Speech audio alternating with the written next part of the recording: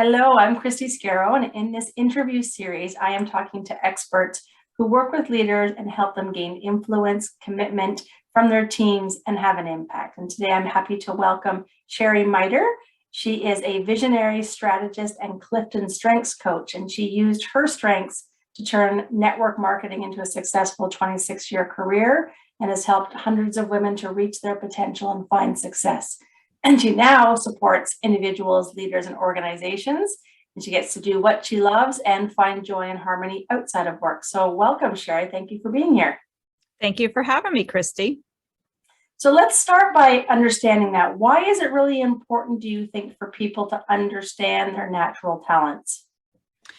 Well, I feel like everybody needs to know this, but I know we're specifically kind of targeting the leaders. And I just know from my own experience and what I've seen with working with other clients is a lot of times what happens when we are a leader, and I'll start with my story. So, what I found was when I moved into a leadership position in the network marketing business, I was following the manual, and then I was following every successful mentor out there, and they were all different.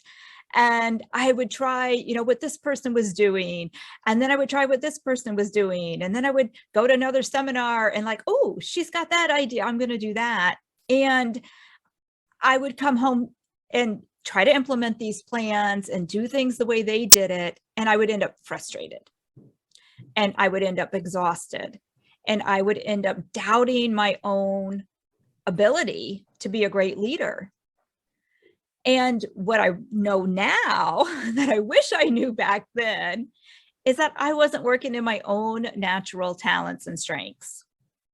And it wasn't until towards the end of my career, I did retire from that so I could focus fully on my coaching business and consulting business. But about 4 or 5 years ago, probably about 5 years ago, I was introduced or reintroduced to the Clifton Strengths. And once I really started diving into what they were and how they showed up and found my own way to be a leader, that's when I found the real success. I mean, I had been successful leading up to that. I had managed to be successful, but at times, like I said, it was very frustrating for me. And I know it was frustrating for the people I was leading too.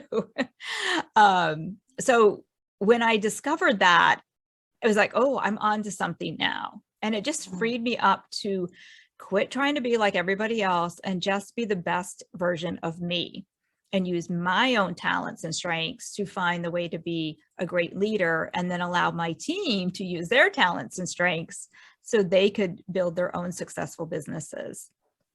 Yeah, and I think, oh, sorry, go ahead. I was going to say, I just see that a lot happening with other people. And, another quick scenario I see too is a lot of times people are really good at what they do, and then they get promoted into a leadership position. And there may be a manual, there may not even be a manual, but there's nobody telling them how to lead, and definitely not how to lead in their own strengths.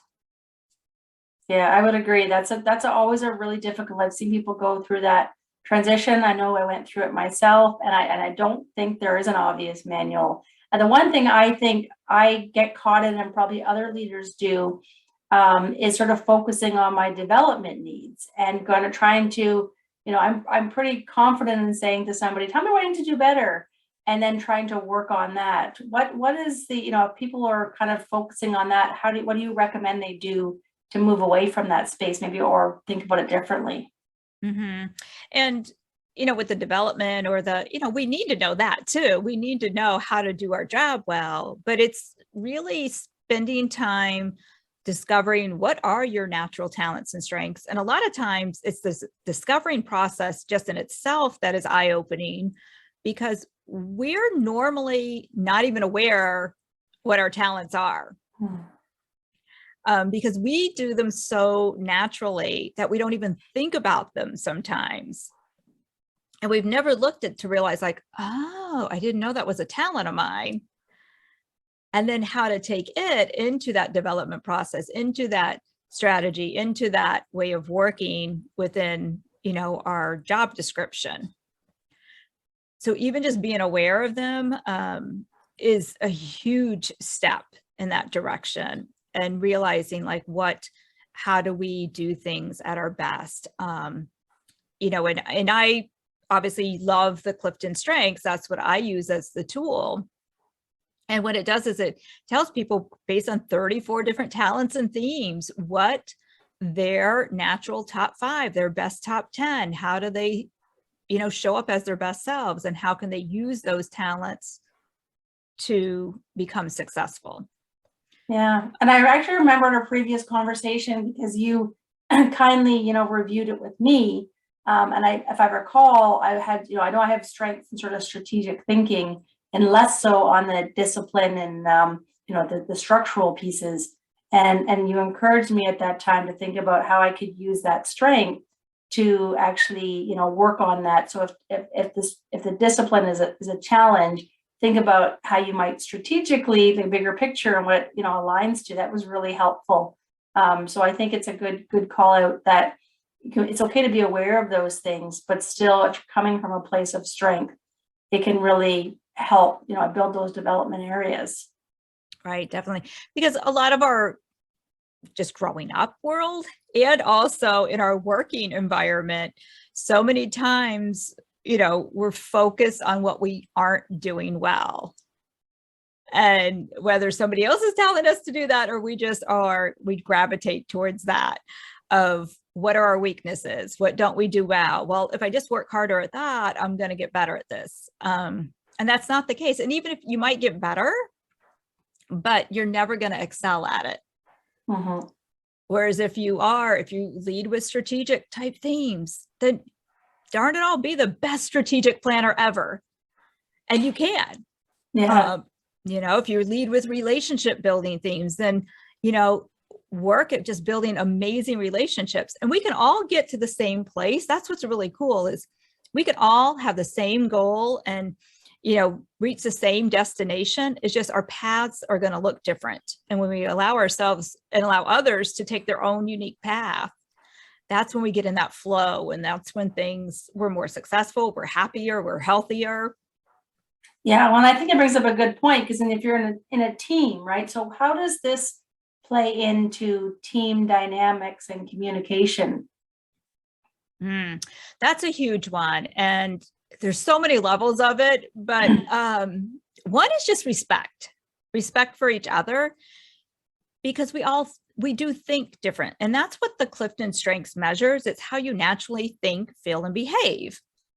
And as you dive into this, and even in relationships with my husband, I've seen this happen, that, you know, and it definitely happens in a work environment where you may do something that drives others crazy, or they may be doing something that drives you crazy. And as you start to realize, like, oh, that's just because they have this strength, this talent, we're looking at it in a negative way. But really, when we highlight it and realize, like, oh, they need that, that's who they are, and we give them that space. So for instance, I was doing a workshop and it was with some leaders, and one of them, and I don't remember exactly what the theme was. It was probably like deliberative. It was a theme that needs time to process. Like, their natural way of thinking, feeling, behaving is they have to take in the information, digest it, process it, think about it. And one of her peers had high activator. People with high activator hear an idea and they're like, let's go. When can we get started? I have high activator, so I totally relate to that one. I'm like, give me an idea. We want to jump right in and we'll figure it out along the way. They both have great benefits to them. They both have bad benefits to them. But the one leader who had that high, we'll just say it was deliberative, when they discovered this about each other, I remember her even saying during the workshop, she's like, see, this is why I can't make a decision during the meeting. You have to give me time to process. Yeah. So it became this beautiful moment for the two of them to understand why this simple difference in the thinking was driving each other crazy. Yeah. Well, so obviously it sounds like you encourage team members to share their results and kind of be declarative about like, this is who I am and maybe why I do the things. And that in itself, I would imagine, helps diffuse some of the conflict that happens, because you can kind of provide some guidance behind it. Absolutely. Absolutely. It really does. It gives this understanding of like, oh, they're not doing that to drive us crazy. They can't help it. That's just the way they are. But when we allow them to lean into that, and we know that about them, then it can really become this great team dynamics. Because even going back to that same scenario, what's great about that is, we got into a discussion at that during that workshop. And one of the things I suggested to them is like, okay, so the woman with the deliberative, the other peer needed to give her space. So if they were sharing an idea, they were brainstorming an idea, the one needed to be able to allow her friend the time, 24 hours, 48 hours to go just mull it over, think about it.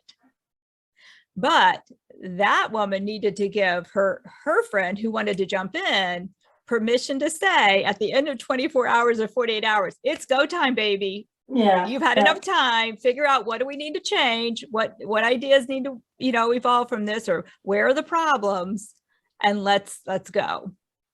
Yeah. I would say that dynamic is actually quite similar between me and my husband. I'm the activator.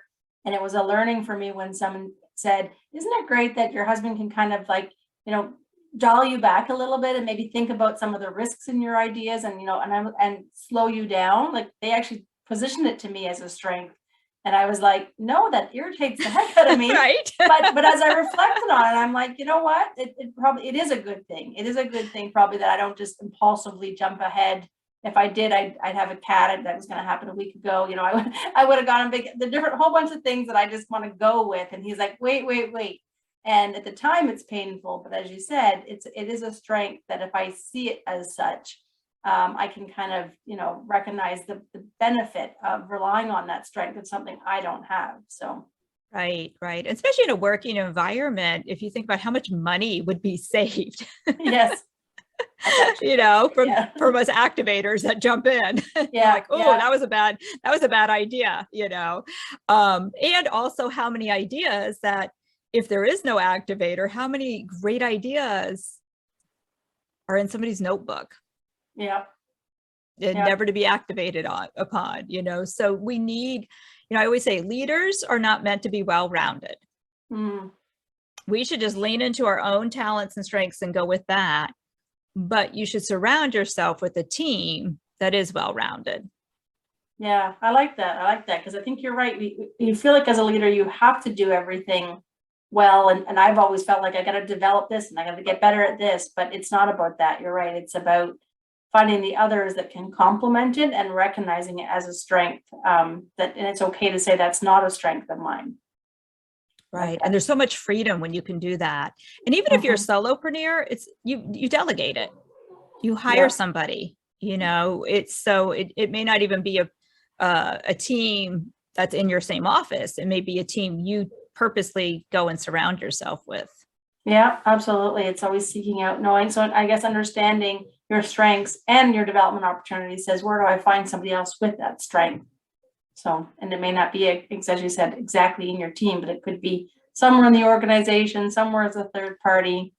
So I want to ask you about, because, we're still early on the year, people are setting goals, and I do believe goal setting shouldn't necessarily be a one and done activity anyway. How do you see strengths playing a role in that?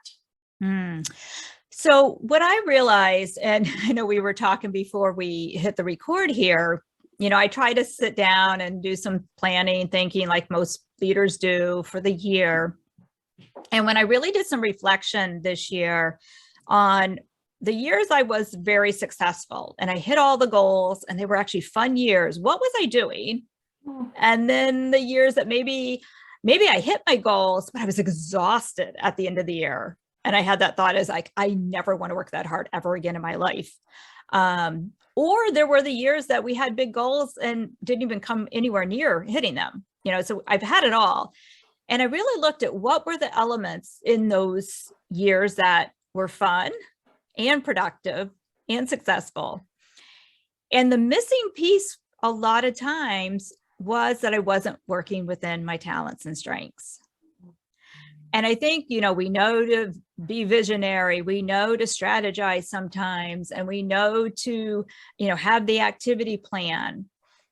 But if we're not true to wait, does this plan, do these goals align with my talents and strengths?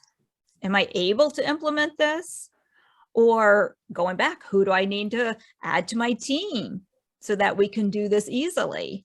So it's really taken that time to look at your talents and strengths, and then the talents and strengths of your existing team, and then who maybe we need to plug in so that we can achieve all the goals that we want to achieve for the year. No, I think that's a really good, I'm sorry, I got a tickle in my throat, a really good reflection exercise. And I hadn't thought like that one bucket that you mentioned. Sure, I hit my goals, but I didn't like how I got there. I don't know if we always think about those times. We're just like, yep, check the box, that happened. But the way we got there was painful. We worked all the time, or like, I never want to do that again, or maybe you're not doing the work that you love to do. So if you can reflect on what is that work I did love, what is the work I think doing that exercise and thinking about those in those buckets that you identified, I think it's, speaking of cats, right? Real live today, right? We're live, and that's totally fine. Things walk into our camera. That's how the virtual world works. She loves Zoom. Of course. So I do appreciate you sharing those specific buckets of reflection, because I don't think that's necessarily obvious when you look back and say what worked and what didn't. We don't think about the areas where, yeah, sure, it worked, but it was really painful. So very, very helpful. So we're getting, I think, a little bit close to our time. Wonderful insights you're sharing with the group here, Sheri. So one thing is, I know I'm going to put in the description, you have a free gift, 6 steps to discovering your leadership style and strengths. So just let me know a little bit what that is, what that looks like. So I already mentioned with the Clifton Strengths, they give you the assessment rates your 34 themes and talents. They also they put those 34 themes into bigger buckets. There's 4 main buckets. One's strategic thinking, one's relationship building, one's executing, and one's influencing. And when we really look at what type of leader, and I know you mentioned this earlier, Christy, that you lead with strategic thinking, it's knowing what type of leader we are. And then a lot falls back into what we've been, already discussing. And just like kind of the names imply, the strategic thinking leader, they lead by being very strategic, by planning, those kind of things. The relationship building is great at just connecting people and making everybody feel important, and really, they're about building relationships. Executing, they get stuff done. They know how to get it done. And then the influencing knows how to sell everybody on the ideas. And we need, again, all those different types of leaders, but we're generally only one and maybe a little bit of a second one. And so what I have for the people watching this, the free offer is, it's a process that you can take yourself through, and you can kind of, in a strategic way, Which I love. Make an educated guess, basically, is what it is, on which of these 4 leadership styles you are.